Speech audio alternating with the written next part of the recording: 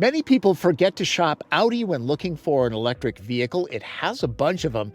I'm Tom Volk for the Seattle International Auto Show, and this is the Q8 e-tron. The 2024 model is a serious mid-cycle refresh. For starters, the name is new. It used to be just e-tron, like Cher or Sting. It's laser etched on the B-pillar in case owners forget. It gets subtle plastic surgery too, mostly up front like the nose job and lighted and flattened rings. The meaningful enhancements are under the skin. With improved battery chemistry and packaging, range is up from 222 miles to 285. Max charge speed is improved from 150 kilowatts to 170. Aerodynamic drag is down by some 6%. Also, the asynchronous rear motor now gets additional windings for better efficiency and torque delivery. Unlike the Audi e-tron GT sedan that's built on the same architecture as Porsche Taycan, Q8 rides on its own platform. This is a loaded prestige model that MSRPs for $88,600 with the optional Madeira brown metallic paint. Yeah, look close, it's not black. The Sportback model with a swept rear glass treatment adds $3,400.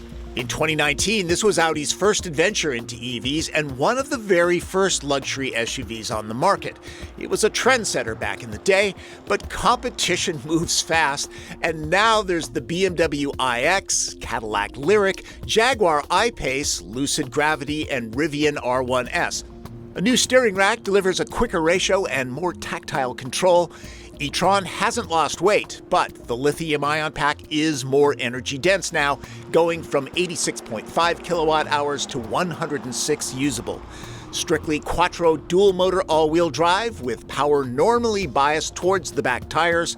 Power is rated as high as 402 horses and 490 pound-feet of torque. Time to play everybody's favorite game show, Frunk or No Frunk. All right, let's call it a half a frunk. On Power Up, there's great sound design that I didn't capture well. Same goes for the head-up display. Those are hard to show properly.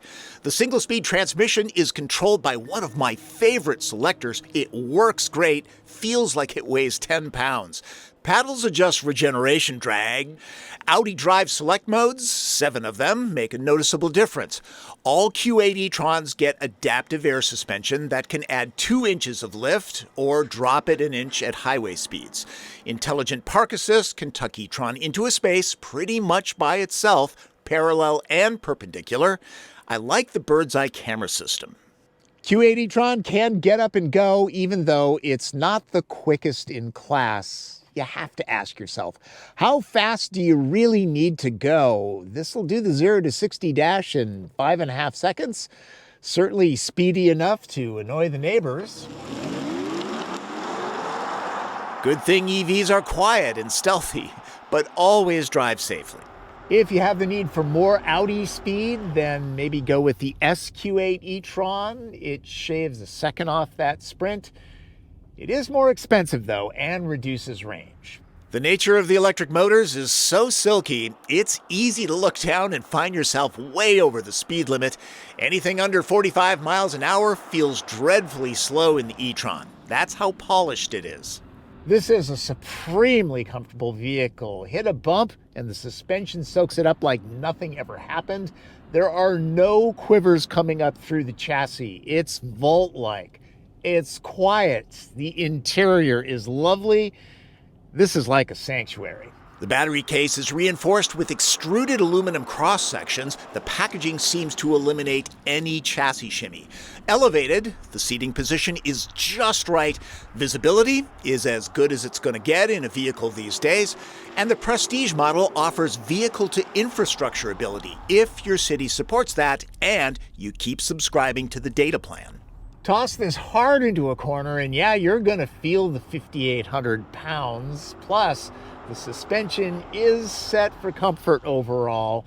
That said, the steering is very accurate. The weighting is about perfect. And you've got the batteries in the floor, which helps lower the center of gravity. This e-tron can tow 4,000 pounds. There's the expected ADAS, active electronic safety tech, like automatic emergency braking with pedestrian detection, lane keeping, and adaptive cruise control. It's all good, but not Super Cruise or Blue Cruise good. My best guesstimate when it comes to range is 225 miles in the real world. You got to remember that I don't baby vehicles when I drive them. I have fun. I'm not hypermiling. Plus, it's been cold in Seattle, the mid-30s to the mid-40s, and you all know what cold temperatures do to EVs. For what it's worth, I saw around 190 miles in slightly warmer temperatures when I drove the e-tron years back, so the improved pack does make a difference. At some point, this'll need electrons. Q8 e-tron gets complimentary Electrify America DC fast charging for 2 years. That makes sense, since both it and Audi are in the Volkswagen family. I still believe, for the best electric vehicle experience, charging where you sleep is important. e-tron supports plug-in charge, so theoretically, no cards or apps are needed. The system should recognize the vehicle. Success. This is how all charging should be all the time. With its 170 kilowatt max charge rate, a 10 to 80% juicing should take about a half an hour at the right DC fast chargers. At home, with the optional onboard charging system and 80 amp service, a full charge happens in 6 hours. The standard system with more common 40 amp service takes around 13 hours. Overnight. That's why charging where you sleep is important. The cabin hasn't changed much since my last go with the e-tron. Overall, that's a good thing. Materials are top grade. Audi does that well, especially at the prestige level. Knees bump into softness. Hardware feels like hardware. There's enough ash wood to panel a small room. The glove box is lined so things don't rattle. Heated and vented seats are supportive, plus you'll save money eliminating spa treatments with the massage feature.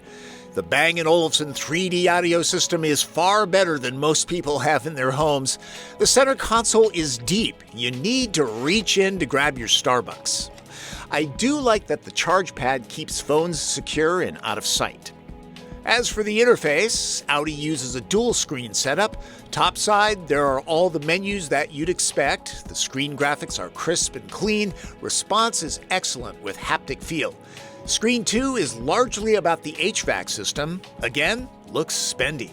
Android Auto and Apple CarPlay are wireless, and after I set up a vehicle, I end up using phone projection the most.